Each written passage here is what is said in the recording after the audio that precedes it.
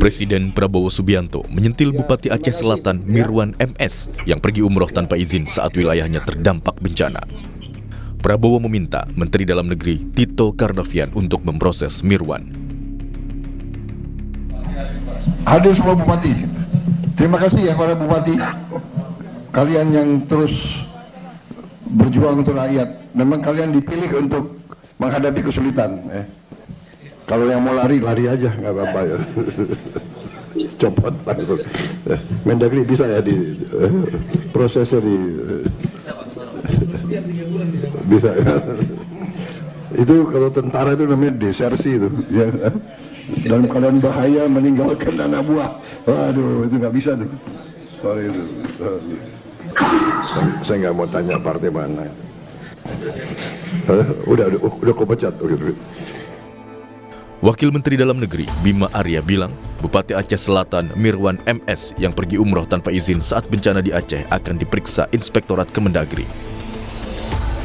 Menurut Bima Arya, Kemendagri dapat memberikan sanksi kepada Bupati Aceh Selatan Mirwan MS apabila terbukti melakukan pelanggaran selama masa tanggap darurat bencana yang terjadi di daerahnya. Presiden ingatkan secara tegas kepada seluruh kepala daerah untuk tidak meninggalkan gelanggang, untuk tetap ada di lapangan. Dan Pak Mendagri sudah mengingatkan itu ketika rapat dengan BMKG. Nah tentu kalau ada kepala daerah yang tidak ada di lokasi, itu perlu dilakukan investigasi. Nah sanksinya diatur juga di situ, mulai dari sanksi dalam bentuk teguran, peringatan, pemberhentian sementara, bahkan mungkin inspektorat bisa merekomendasikan untuk pemberhentian tetap. Aturan pemberhentian kepala daerah menurut pasal 78 Undang-Undang Nomor 23 Tahun 2014 salah satunya adalah diberhentikan karena melakukan perjalanan ke luar negeri tanpa izin dari menteri dan meninggalkan tugas dan wilayah kerja lebih dari 7 hari berturut-turut atau tidak berturut-turut dalam waktu 1 bulan tanpa izin menteri untuk gubernur dan wakil gubernur serta tanpa izin gubernur untuk bupati dan wakil bupati atau wali kota dan wakil wali kota. Sebelumnya, Partai Gerindra juga mencopot Bupati Aceh Selatan Mirwan MS dari status kader Gerindra. Gerindra sudah melakukan proses administrasi pemberhentian, termasuk mengganti Mirwan MS dari posisi Ketua DPC Aceh Selatan. Tim Liputan, Kompas TV.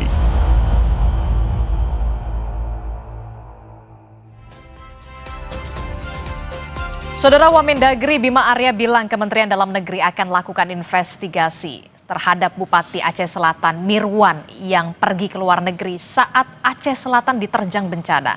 Sanksi teguran hingga pemberhentian bisa saja dijatuhkan jika terbukti bersalah. Kita akan bahas pagi hari ini bersama dengan Ketua Komisi 2 DPR Muhammad Rifki Nizami Karsyayuda dan juga ada pakar hukum tata negara dari Universitas Esa Unggul Profesor Juanda. Selamat pagi, Assalamualaikum Bapak-Bapak. Waalaikumsalam, selamat pagi. Ya, ini kan kita juga dikejutkan ya dengan adanya kabar Bupati Aceh Selatan Mirwan yang pergi ke luar negeri tanpa izin bahkan ya dari gubernur dan juga dari Kementerian Dalam Negeri. Saya mau ke dari DPR dulu, Bung Rifki. Presiden Prabowo Subianto bahkan memberikan atensi soal pencopotan, bisa tidak dicopot. Nah, kalau dari internal Komisi 2, apakah nanti sudah ada pembahasan soal ini bersama dengan Kementerian Dalam Negeri? Jangan sampai kemudian cuma hanya teguran saja. Ya, kemarin kami melakukan konferensi pers bersama dengan seluruh mitra kerja Komisi 2 DPR RI terkait dengan laporan kinerja Komisi 2 DPR RI tahun 2025. Kebetulan dari Kementerian Dalam Negeri hadir Saudara Wakil Menteri Dalam Negeri, Saudara Bima Arya, beserta seluruh perangkat termasuk dari Inspektorat Jenderal Kementerian Dalam Negeri. Kalau kita lihat ketentuan Undang-Undang Nomor 23 Tahun 2014 tentang pemerintahan daerah, seorang kepala daerah yang pergi atau berangkat ke luar negeri harus mendapatkan izin dari menteri. Kalau dia tidak mendapatkan izin, maka sanksinya jelas, bisa diberhentikan sementara selama 3 bulan. Itu ketentuan undang-undang. Nah sekarang agar kita memiliki evidensi melihat ini secara objektif, Inspektorat Jenderal Kementerian Dalam Negeri kita minta untuk melakukan penelitikan terhadap hal ini. Oke. Kemarin Bupati Mirwan konon sudah datang ke Indonesia dan hari ini akan menghadap Inspektorat Kementerian Dalam Negeri untuk dilakukan pemeriksaan. Itu satu. Sedangkan terkait dengan pemberhentian tetap dalam Undang-Undang Nomor 23 Tahun 2014 diatur dengan jelas syarat pemberhentian tetap. Satu, kalau kita kontekskan dengan apa yang dilakukan oleh Bupati Mirwan, dia berpotensi melanggar apa yang kita sebut dengan sejumlah ketentuan peraturan perundang-undangan. Terutama tadi pergi ke luar negeri tanpa izin. Yang kedua, yang bersangkutan juga bisa kita kualifikasikan melakukan pelanggaran etika dan kepantasan publik terkait dengan posisinya sebagai kepala daerah yang mestinya menjadi nahkoda dalam penanganan dan pengendalian bencana yang sangat besar di Aceh Selatan, tapi yang bersangkutan kemudian meninggalkan wilayah dan masyarakatnya dan berbagai macam klausula yang ada. Hanya saja undang-undang mengatur syarat atau prosedur pemberhentian. Prosedurnya harus melalui DPRD setempat. Nah, tapi kan kita sudah melihat partai pengusung, Partai Gerindra sudah memberikan sanksi yang sangat tegas. Pencopotan sebagai ketua DPC, bahkan perintah ketua umum Partai Gerindra yang juga presiden adalah pemberhentian. Saya meyakini fraksi-fraksi yang ada di DPRD Aceh Selatan juga memiliki sense of politik dan sense of humanity terkait hal ini. Karena itu dalam prosesnya ke depan saya meyakini DPRD akan segera bersikap terkait hal tersebut. Cukupkah DPRD? Jawabannya enggak. Karena harus juga nanti dinilai oleh Mahkamah Agung. Saya juga meyakini dengan modal hasil pemeriksaan Inspektorat Jenderal Kementerian Dalam Negeri yang menggunakan evidensi dan kualifikasi hukum yang kuat, maka Mahkamah Agung juga akan terbantu untuk memperkuat dalil terkait dengan usul pencopotan ini. Jadi Komisi 2 DPR RI posisinya adalah terus mengawasi, memastikan bahwa proses ini bisa berjalan, sekaligus ini menjadi alarm bagi para kepala daerah lain yang ada di Indonesia untuk lebih memiliki sense of politik and sense of humanity terkait dengan jabatan yang diembannya. Kalau dari Komisi 2 DPR sendiri begitu ya, yang bermitra dengan Kementerian Dalam Negeri, posisi Komisi 2 tentu saja mengawasi, pengawasan begitu. Tapi kemudian untuk posisi Komisi 2 DPR sendiri, apakah setuju atau memang sepakat bahwa memang pemberhentian secara total atau pemberhentian hanya sementara 3 bulan? Posisi Komisi 2 DPR RI mendukung sepenuhnya seluruh upaya kita menangani persoalan rakyat secara real.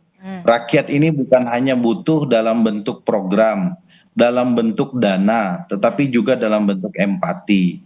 Nah karena itu apa yang diperintahkan oleh Presiden Prabowo Subianto untuk melakukan pencopotan terhadap Bupati Aceh Selatan itu kami dukung sepenuhnya oleh Komisi 2 DPR RI. Ini bukan persoalan personal Bupati Mirwan, tapi ini persoalan bagaimana kita membangun empati sebagai sebuah bangsa di tengah persoalan yang mungkin hari ini bencana, besok akan terjadi hal-hal lain yang membutuhkan empati dan sense of humanity oleh seorang kepala daerah. Seorang kepala daerah kemudian kita lihat melayani rakyat dan memang dipilih oleh rakyat. Seharusnya memang saat ini adalah untuk bisa menangani rakyat juga begitu ya. Saya ke Profesor Juanda. Prof, bagaimana kalau dari kacamata hukum dari pakar hukum tata negara untuk kasus Bupati Mirwan ini sudah keluar negeri dalam posisinya lagi bencana, penanganan bencana, bahkan Presiden Prabowo Subianto sudah lampu hijau, sudah dari partai sudah mencopot. Kalau dari pakar hukum tata negara sendiri melihat ini, mampu tidak sebenarnya Kementerian Dalam Negeri mencopot Bupati Aceh Selatan Mirwan dalam kasus ini? Ya baik, saya kira bukan soal mampu tidak mampu, tapi sebagai orang hukum melihatnya bagaimana perbuatan atau tindakan atau kebijakan seorang bupati dikaitkan dan diukur ya dari aspek norma hukum yang berlaku. Tadi sudah saya sampaikan oleh Saudara Rifki bahwa semua ya pejabat negara dalam konteks negara hukum itu sudah diatur. sebagaimana di dalam pasal 57 ya Undang-Undang 23 2014, pasal 76, 77 itu menyangkut soal bagaimana larangan seorang kepala daerah dan kewajiban seorang kepala daerah termasuk bupati. Nah, dalam konteks Bupati Aceh Selatan, dalam konteks pandangan hukumnya bahwa ketika seorang bupati atau gubernur ya melanggar dari apa yang diharuskannya, maka sebagaimana dulu pernah ada Bupati Indramayu kalau tidak salah ya, itu adalah Luki Ahmad, itu diberi sanksi 3 bulan pembinaan ya. Nah, pembinaan ini adalah artinya dengan bentuk konkretnya teguran tertulis oleh Mendagri. Saya kira ini penting juga dalam rangka memberikan contoh edukasi kepada seorang bupati. Jangan sampai ini kan bencana besar bagi kita bangsa Indonesia di Sumatera, begitu ribuan, apalagi dia sebagai pemimpin di daerah itu harusnya berempati. Memang kita paham bahwa mungkin saja argumentasinya adalah ini sudah terkait perencanaan untuk umroh misalnya. Memang antara umroh dan kepentingan umat saya kira itu kan merupakan hal yang perlu kita bedakan, kita pisahkan.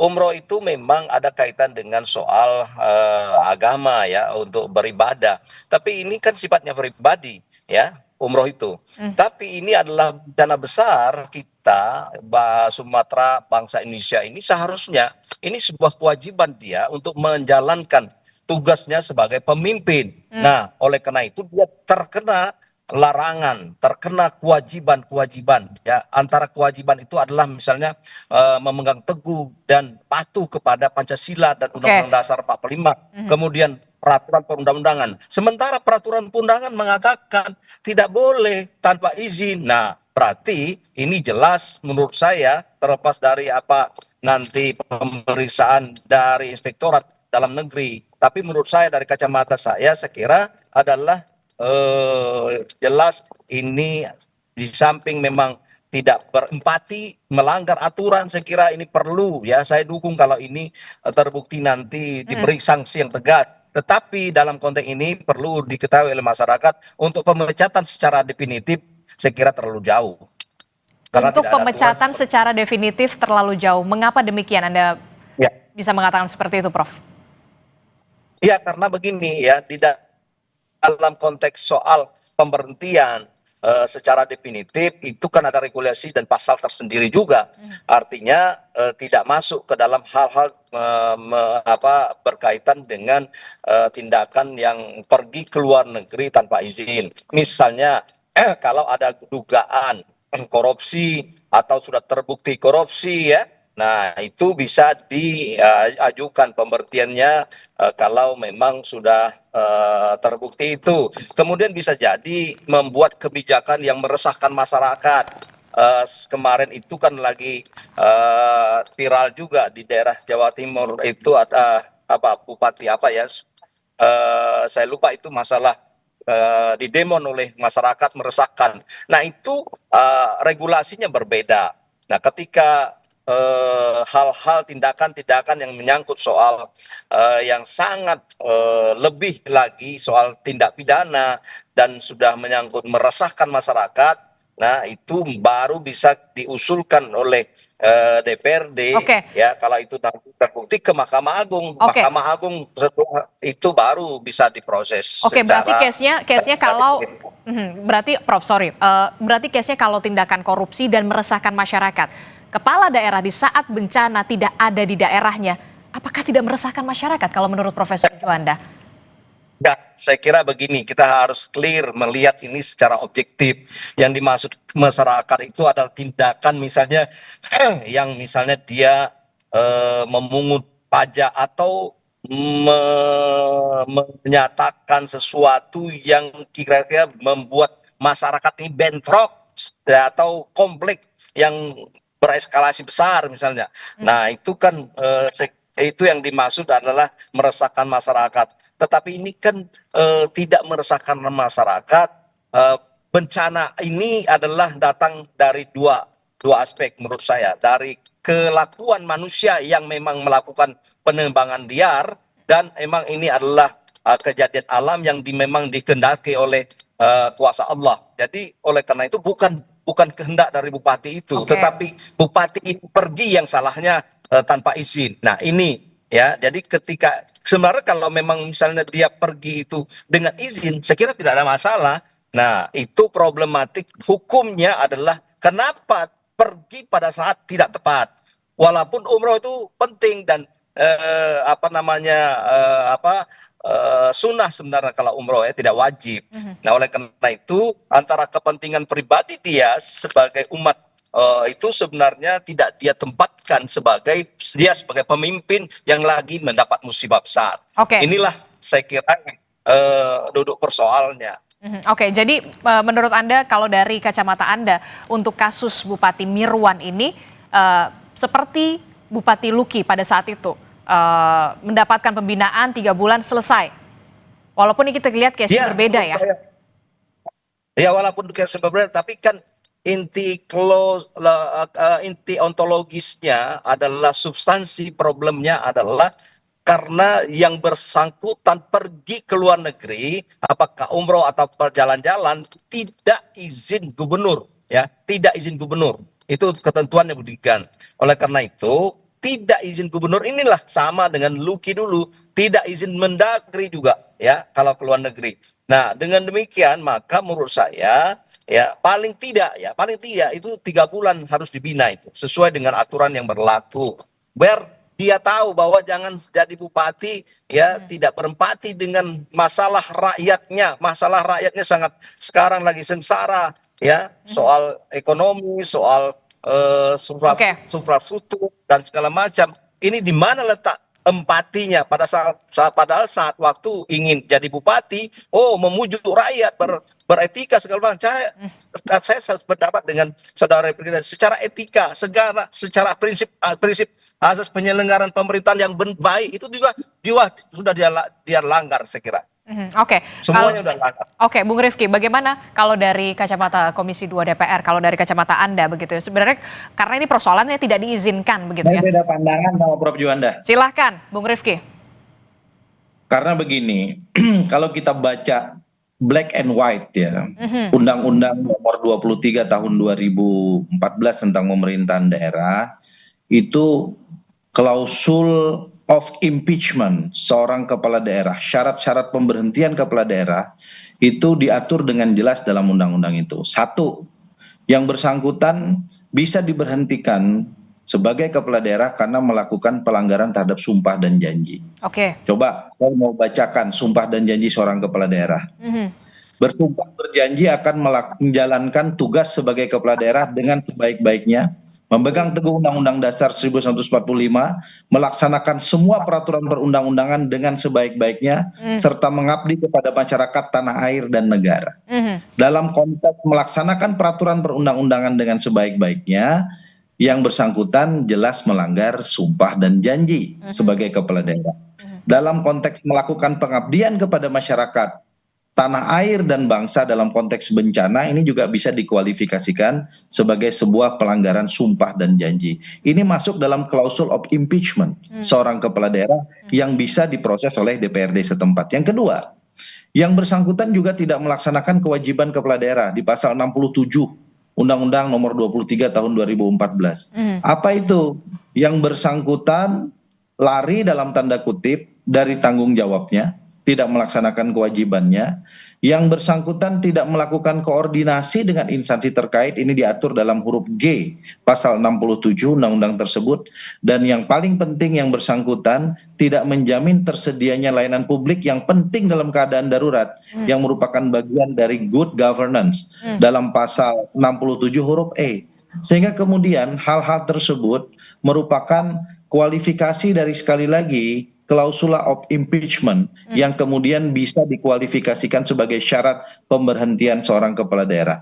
Yang bersangkutan juga bisa dikualifikasikan telah melakukan pelanggaran terhadap larangan dan perbuatan tercela. Ini kan soal etika, code of ethics, yang saya kira memang dalam konteks pemeriksaan dari Irjen Kementerian Dalam Negeri nanti juga akan membantu kawan-kawan di DPRD Aceh Selatan untuk membantu mengkualifikasikan sejumlah perbuatan hukum ini sebagai sebuah pelanggaran hukum. Tetapi sebelum itu saya ingin katakan begini, saya tidak mengenal saudara Mirwan sebagai pribadi. Kalau saya dalam posisi yang bersangkutan dan sebagai sahabat, sebagai sesama politisi, saya mungkin menghimbau kepada saudara Mirwan lebih baik yang bersangkutan mengundurkan diri. Ini jauh lebih elegan untuk kemudian menyelesaikan polemik ini. Sekaligus yang bersangkutan masih memiliki dignity sebagai seorang politisi. Pada sisi yang lain, sebagai tokoh dari masyarakat Aceh Selatan, beliau masih bisa menunjukkan empatinya dengan bekerja tanpa jabatan sekalipun. Dan ini saya kira akan jauh lebih baik bagi masa depan politik yang bersangkutan pada satu sisi, dan di sisi yang lain kita bisa segera mendapatkan kepala daerah definitif di Aceh Selatan yang bisa bekerja dengan penuh kewenangan untuk melaksanakan tugas-tugas kedaruratan yang ada ini.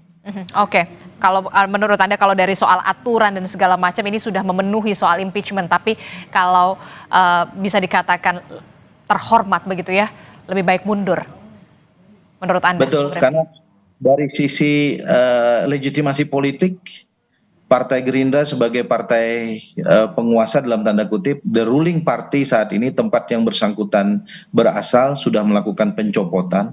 Saya kira itu sanksi politik yang sangat berat bagi seorang politisi, dan karena itu memang harus ada kesadaran dalam konteks ini, memiliki empati politik untuk kemudian mungkin give up dulu, bukan karena yang bersangkutan tidak mampu, tidak memiliki power, tapi justru meletakkan kedewasaan politiknya dalam situasi seperti ini, dan itu saya yakin akan menaruh dan menarik simpati oleh banyak pihak. Oke, kalau saya ke Prof. Juanda, kalau dari soal politik, dari empati politik, lebih terhormat mundur saja dari jabatannya dibandingkan jadi polemik seperti ini. Ya, saya kira begini ya, itu boleh saja, itu adalah sebuah pikiran cemerlang sebagai politisi dari saudara Ricky, mungkin sama-sama politisi ya, mungkin itu lebih terhormat. Saya setuju juga, tapi biasanya karakter dan budaya orang Indonesia siapapun itu jarang saran itu diterima ya, jarang sekali. Tapi sebagai sebuah terobosan sikap yang gentleman, saya dukung kalau memang itu sebagai sebuah bukti pertanggungjawaban kepada masyarakat misalnya. Tetapi saya melihat itu masih jauh sekali untuk orang Indonesia ya.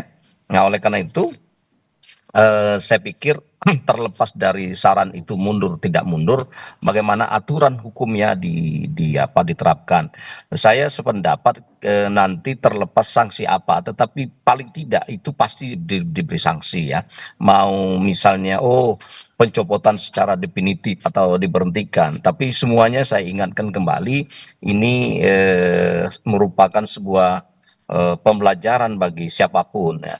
Tapi kenapa saya tidak masuk dalam konteks tadi untuk melihat ini diberi sanksi yang definitif, karena argumentasi ya secara profesional yang berkeadilan saya pakai adalah karena mungkin saja jadi antara perencanaan beliau untuk umroh sudah lama, terus ini mungkin tidak bisa, ini saya melihat dari aspeknya Bupati itu ya, dari dia bahwa ini tidak bisa ditunda misalnya, padahal bisa ditunda ya. Nah, tapi argumentasinya karena udah lama misalnya, terus dia untuk beribadah, inilah saya sampaikan tadi, jangan sampai mengambil satu keputusan yang tidak objektif ya. Kita juga harus melihat ini secara objektif, walaupun memang objektif mungkin apa yang kita lakukan ini pasti ada yang pro dan kontra. Oleh karena itu saya melihat ini kalau memang ya DPRD-nya yang berwenang melihat ini secara seksama nanti bahwa ada hal yang lebih besar yang dilanggar oleh Bupati ini, ya itu haknya DPRD. Tetapi saya melihat dari kacamata hukum formilnya ya, itu paling tidak beri sanksi apakah 3 bulan, apa 6 bulan dan seterusnya, supaya mereka dan bupati, kepala daerah yang lain ini paham bahwa ini saya sebagai bupati seharus berempati, seharus menjalankan tugas. Nah, apa yang disampaikan oleh saudara kita tadi sebenarnya masuk akal, tetapi saya melihat itu masuk akal, tapi dalam konteks keadilan juga kita harus kedepankan.